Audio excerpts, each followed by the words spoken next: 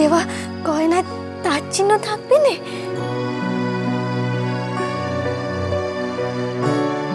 বাবা, মা আমায় নির্দেশ দিয়েছেন এই গয়না পরে বের আসরে আমি বসবো। আহা, তা কেমন করে হবে? রাজামশাই যে যৌতুক পাঠিয়ে দিয়েছেন, তেনারা শালঙ্কারা বধূ বরণ করে নিয়ে যাবেন, তো বেশ সময় তো সেই সব গয়নায় পড়তে হবে। ওই গয়না তুমি ফিরিয়ে দাও, ওসব আমি পড়তে পারবো না।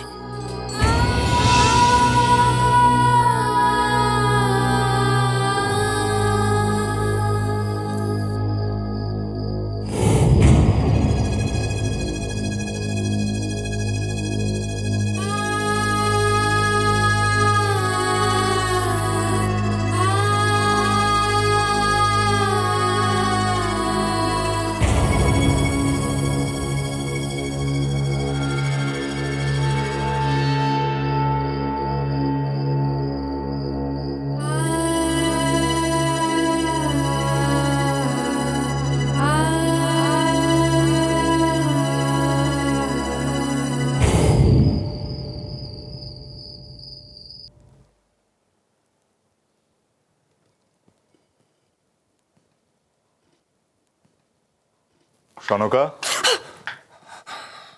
কি করছো কি তুমি সনকা? আর কয়েকদিনের মধ্যেই লক্ষিন্দরের বিবাহ, এর মধ্যে একটা অগ্নিকাণ্ড ঘটাবে নাকি তুমি? কি হয়েছে তোমার? এত দুশ্চিন্তা কেন করছো? বিবাহের সমস্ত আয়োজন তো ঠিক মতোই এগোচ্ছে। জানি নে বারবার আমার মন কেন কু ডাকে, কেন বারবার মনে হচ্ছে যে এত সহজে তিনি আমাদেরকে ছাড়বেন না। কার কথা বলছো তুমি?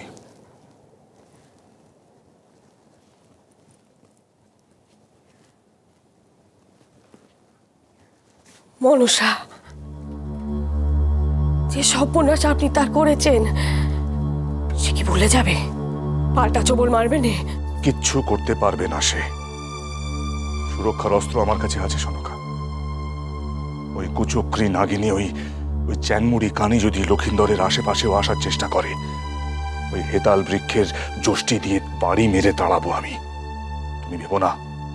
আমি ভাবুনি মানে? আপনি কেন একটা কথা বুঝতে পারছেন না? আপনি কি সর্বক্ষণ লকায়ের কাছে পিঠে থাকতে পারবেন? ব্যাটার বিয়ে দিচ্ছেন, তাদের অন্য ঘর হবে না, তখন ওই লাঠি কোন কাজে আসবে শুনি? এর পরের কথা তো বাদই দিলুম, কিন্তু বাসর ঘরে কি করবেন? খালি হেতেলের লাঠি করে যাচ্ছেন। তখনই পই পই করে বলেছিলুম ওই বিষাক্ত নাগিনীকে খেপিয়ে তুলবেন নে, শুনলেন নে আমার কথা। এখন কি করবেন আপনি জানেন নে? লখাইয়ের ওপর ওই বেদিনীর অভিশাপ আছে। বেশ সময় আমার বাঁচার প্রাণের ভয়, জানেন না আপনি? জানেন না?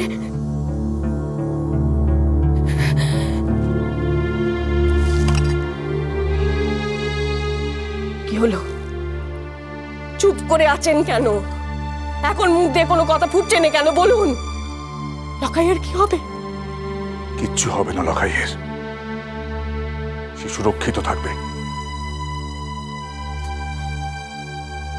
এত নিশ্চিন্তি হয়ে আছেন কি করে আপনি? ওই যষ্টির লাঠি দিয়ে আপনি মা মনসাকে ঠেকাতে পারবেন?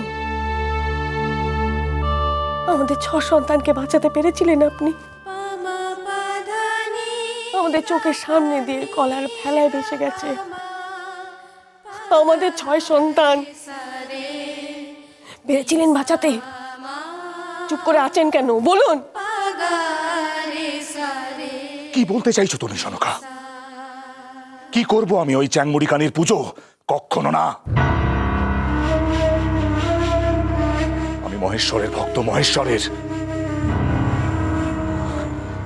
প্রয়োজন হলে আমি নিশ্চিদ্র বাসর ঘর তৈরি করব,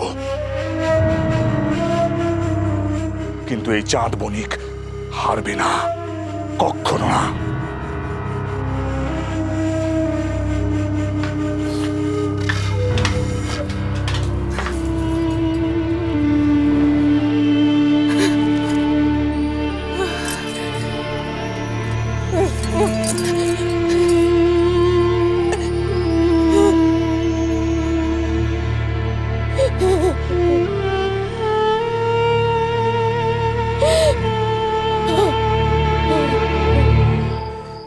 ফিরিয়ে দে এসো বললেই তো গয়না ফিরিয়ে দিয়ে আসা যায় না মা।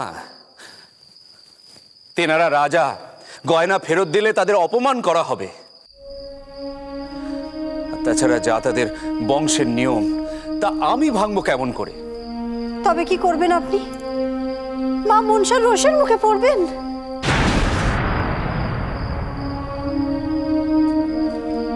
আহা, তুমি বুঝতে পারছো না গিন্নি, চাঁদ বেনের ভিটে গিয়ে আমি কি বলে যৌতুক ফেরত দেব?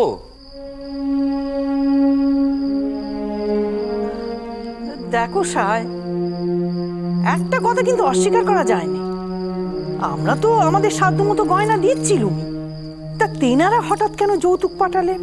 হ্যাঁ, এইসব আচার বিচার নিয়ম কানুন এইসব নিয়ে তো সনকা বউয়ের সঙ্গে আমার কথা হয়ে গেছিল। কই তখন তো এসব নিয়ম কানুনের কথা ওঠেনি।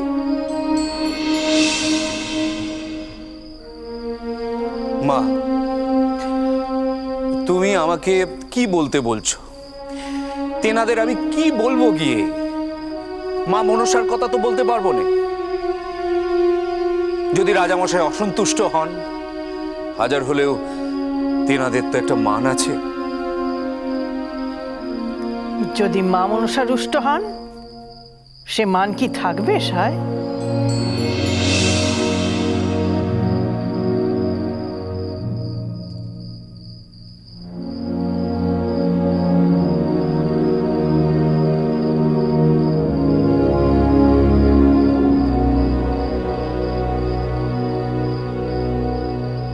আপনি অসন্তুষ্ট হবেন না। আমি যা করছি সব আপনার কল্যাণের জন্য। মা মনসা কৃপা করলে আমি আপনাকে রক্ষা করতে পারবো। আমি যে আর কিচ্ছুটি চাই না, কিচ্ছুটি না। নিশ্ছিদ্র বাসর ঘর?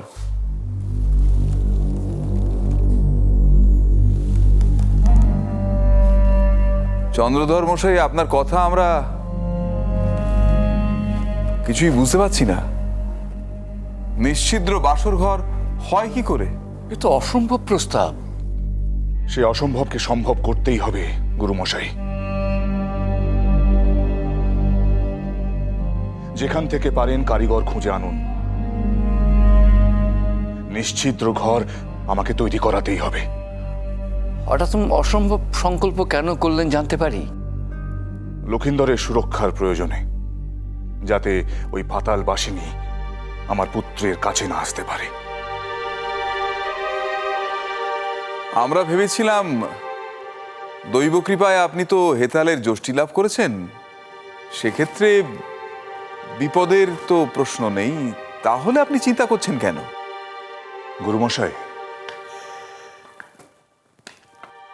এই হেতাল্লাটি বাসর ঘরে কোন কাজে আসবে? আর তাছাড়া এই যষ্টি প্রয়োগের অধিকার একমাত্র আমার, আর আমি তো সারাক্ষণ লক্ষিন্দরের পাশে থাকতে পারবো না। তাই বলছিলাম, দয়া করে আর বৃথা সময় নষ্ট করবেন না। আমি কালকের মধ্যেই এই কাজ আরম্ভ করতে চাই। বিবাহের তো আর বেশি দেরি নেই।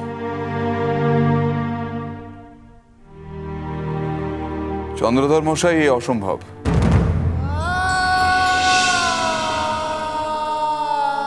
এমন কোনো কারিগরের সন্ধান পাওয়া শুধু কাল কেন, সুদূর ভবিষ্যতেও সম্ভব নয়।